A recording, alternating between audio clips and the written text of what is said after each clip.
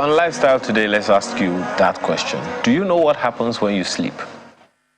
Okay. This morning, we want to tell you what happens when you sleep. Because lack of sleep, it's associated with so many negative consequences. Risk of heart disease, depression, weight gain, inflammation, sickness, you name it. In fact, in a pre-interview conversation this morning, we heard that you could actually be responsible for mental health, lack of mental health. You know what? Let's just get into the conversation this morning with Dr. Chris Aboje, who is a clinical psychologist. Thank you so much for your time. Thank you. Thank you for having me. Let's begin with that controversy. Motivational speakers tell people that, why are you smiling? You don't even know what I want to say. That, you need to burn the midnight oil. If you want to be prosperous, you want to succeed, you burn the midnight oil. You don't sleep all the time. Successful people don't sleep all the time. Help us understand that. So, well, I would say that they mean well. They mean well. However, I also think that many people don't understand what happens during sleep. So they think that sleep is just you doing nothing and it's a waste of time. But that's not true. I think for most motivational speakers, they are actually trying to motivate people to be disciplined. Not to be lazy. Not to be lazy. But they need to understand that sleep is actually important for productivity. So if you really want to be successful, you need to be able to sleep adequately.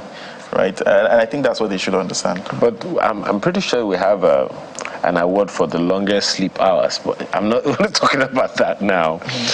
But let's help us understand that, first of all.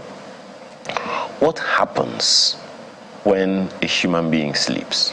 Well, so there's a lot that happens during sleep. If you were to summarize it, you would say that sleep is important for restoration of your physical and mental well-being.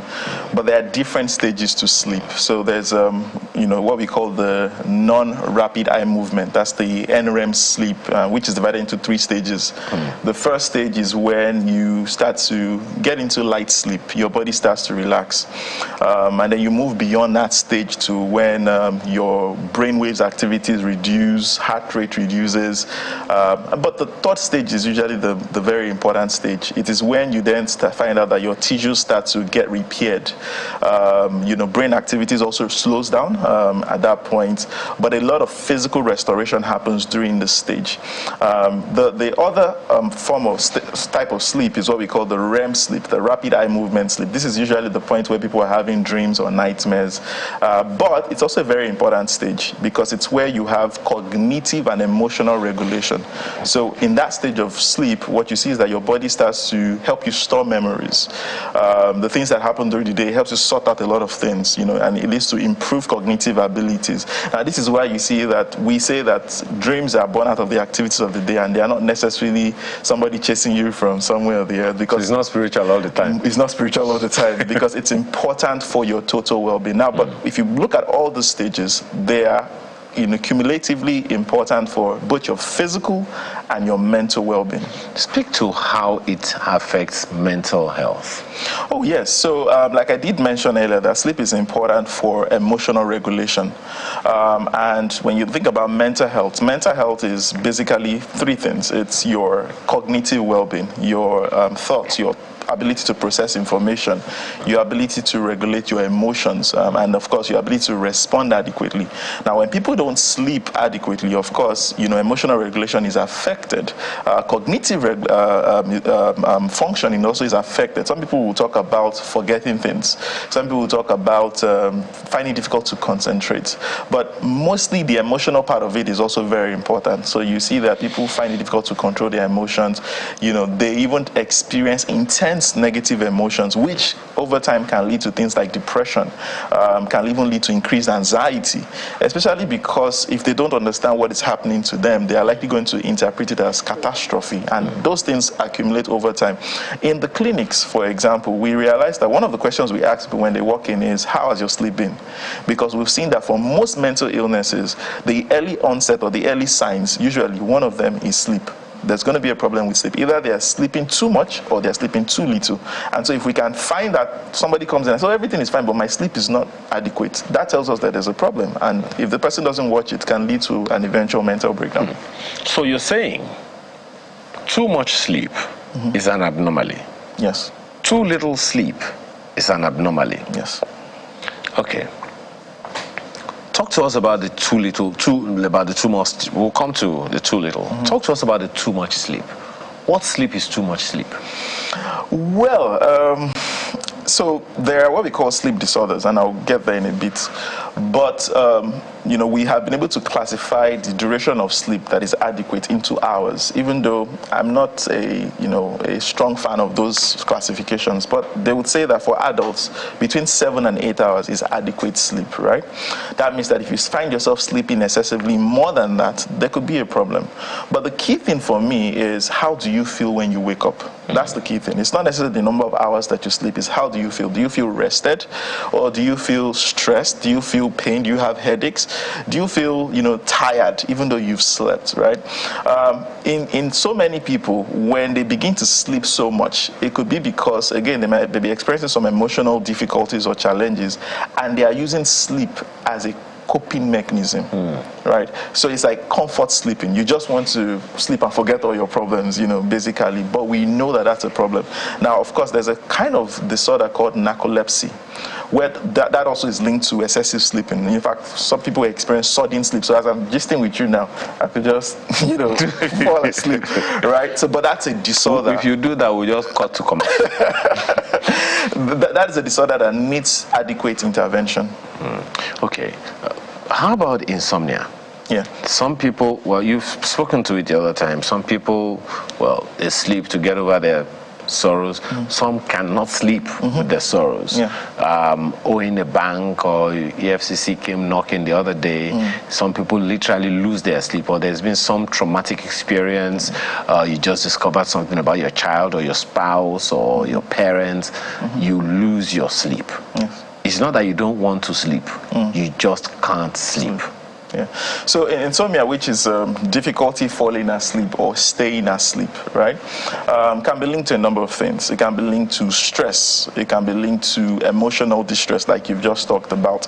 The way I like to describe it so that it becomes very simple is that, imagine if someone came to you and said to you that the roof was on fire, right?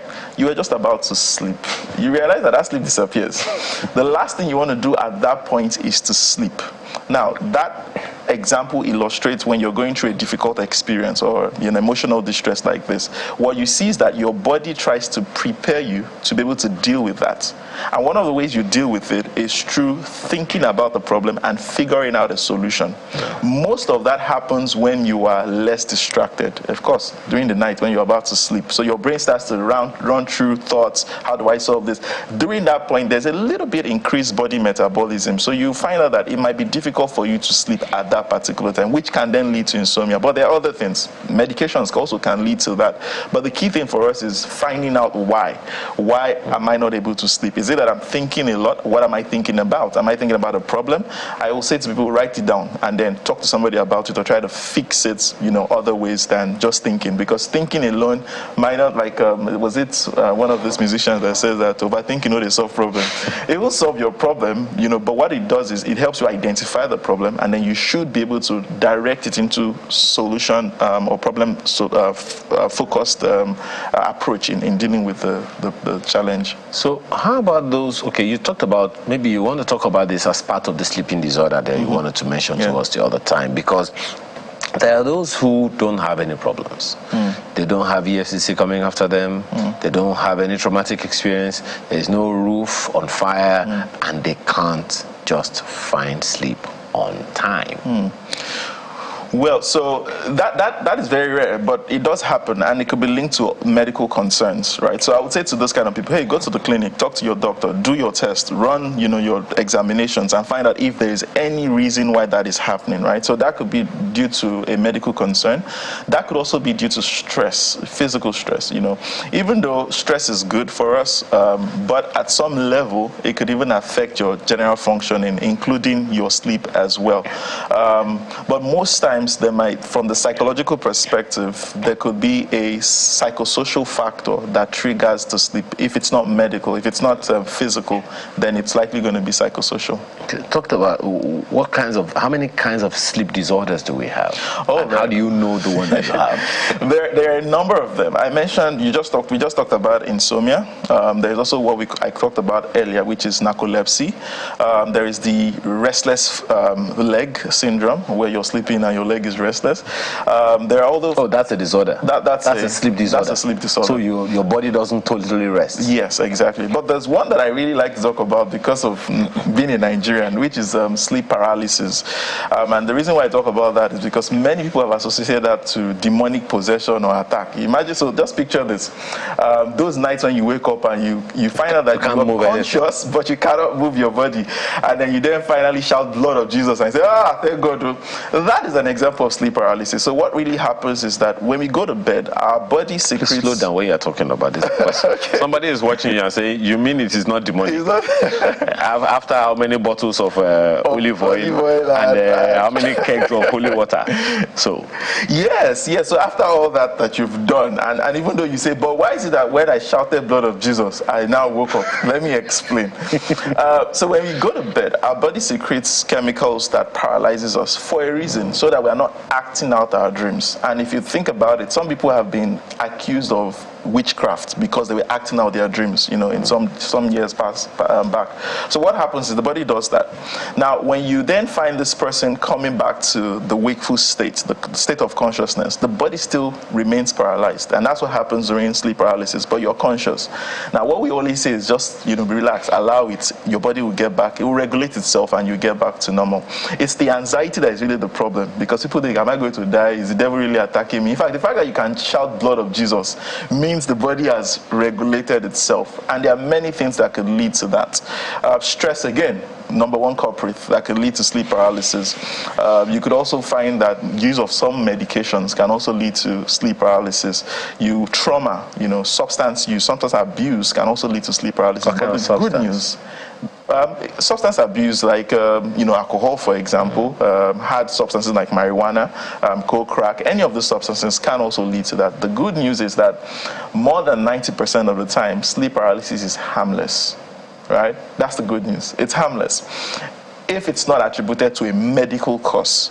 If it's not attributed to a medical cause, more than 90% of the time, it's harmless. So the real problem with sleep paralysis is not the sleep paralysis itself, it's the anxiety that follows it. Is that, am I going to die tonight? But you don't blame anyone for thinking that, because, okay, so the question I want to ask along that line is, okay, so if sleep paralysis is a safety mechanism of the body, how about sleepwalking? Is it that the paralysis is not strong enough? Of course, the thing about the body is that there are different forms of abnormalities. You could have the excessive ones, you can have but the goal behind the process that might lead to a sleep paralysis is designed to prevent things like sleepwalking or sleep talking or sleep acting or whatever it is. Imagine you're dreaming about your girlfriend and you're acting it out. People will start casting and binding you while you're sleeping. So it's designed to prevent some of those things. But in some cases, that process might not be adequate enough or might not function as it's required, and that could lead to cases like that. Now, are there peculiarities of sleep conditions for certain ages or demographics? Well, yes, maybe not cut out, but what we see is that as we get older, for example, we sleep less. You probably have noticed that, you sleep less than you used to sleep as a child. Honestly, I sleep a lot more. Okay. That's good. There are people that are blessed that way. But that's why you see that for kids, we would say that, they require more hours of sleep. And as we grow older, the hours start to reduce. But that is not out of place to see that as we grow older, sleep, hours also reduce. Why is that? What? Why is that? Well, a number of reasons. A number of reasons could be stress. stress induced, like we've mentioned. Anxiety. It could be, and you have a lot of bills to pay, you're thinking about that. But it could also be the fact that your body requires less sleep as you grow older than when you were younger as well. With kids, you're most likely going to see things like the sleepwalking, sleep talking more with kids than with adults as well. But when it comes to all the others, like the narcolepsy, we might not be able to really differentiate in terms of statistics or demography, but we know that sleep deprivation would happen more with older people. We also see that women also tend to struggle more with sleep, especially during the period of, when they start to give birth to kids. All that process can affect their sleep and wake circle as well. Some people might say that for men, the more problem you have, that could also affect your sleep. But we see that men might find it easier to sleep than women actually, which is different from what people might expect generally. So for those who are having certain peculiarities now, what would be your advice? There are those, of course, who can't sleep unless they've taken certain kinds of medication or even some concoctions. Yeah. What would be the natural advice for them? So I say that all those things, the concussions, the medications, they usually provide just short-term relief. They help you sleep for it, but it gets worse. It gets worse because, and that's why you see that no doctor will prescribe a sedative for longer than, say, 5 days, 9 days, for but usually a short duration of time, because your body gets dependent on it. Develops what we call tolerance. You need more of it, and at some point it's no longer working. And that's what you see even with people who take alcohol and some of these other substances. So we usually recognize that, hey, yes, you might be prescribed some of this medication, don't take them for so long. If this problem persists, talk to a professional, and this is where your therapist comes in handy. Because it could be the result of any other thing. So you can deal with all these other problems, and if you are able to effectively deal with them, you'll be able to sleep better. If it's a medical condition, that also is identified and dealt with. We recommend what we call sleep hygiene. These are simple rules that could help improve your sleep. Okay. One of them is setting a routine. So you know that at so time I have to sleep. It's a way of conditioning your circadian rhythm, which is your biological clock, to know that when it's this time, I have to sleep. You also want to make sure that your environments where you sleep is conducive and calm enough to induce sleep as well. We say that you want to use your bed for two things: for sleep and intimacy, nothing else. And that means if you're legally allowed to do so, but apart from sleep and intimacy, don't use your bed for any other thing. Avoid things like carbonated drinks, caffeinated drinks, alcohol. At all or before sleep?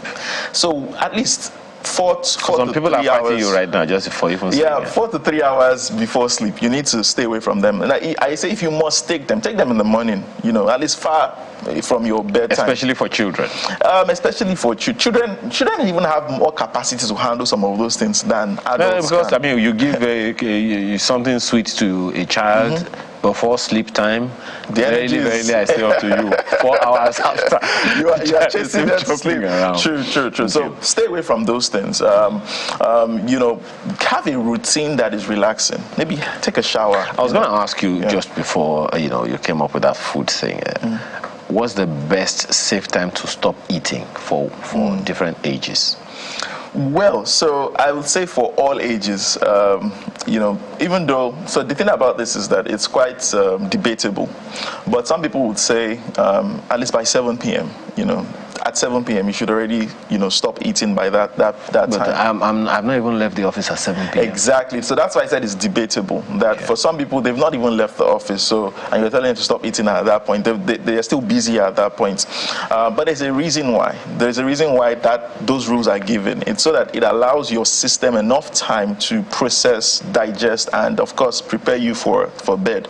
And so what I would say is that, if you are going to eat at any point you eat, just make sure that before it's time to sleep, give some hours gap before bedtime. Okay, and wrapping up now. So when you talked about sleeping too much, you talked about inadequate sleep. How do we manage the balance? Sometimes some people sleep too much. Sometimes some people don't sleep enough. How do we handle the balance? The key thing is finding out the why, right? Find out why. Why am I not getting enough sleep? Why am I sleeping too much, right? It's if you know the why and you can deal with the why, you're able to regulate that process. If you're sleeping as a comfort to the distress, a psychological distress you're going through, or emotional distress you're going through, then that's not the best approach, because yes, you can sleep, but the problem remains there. So you need to find a more rational approach to dealing with the problem.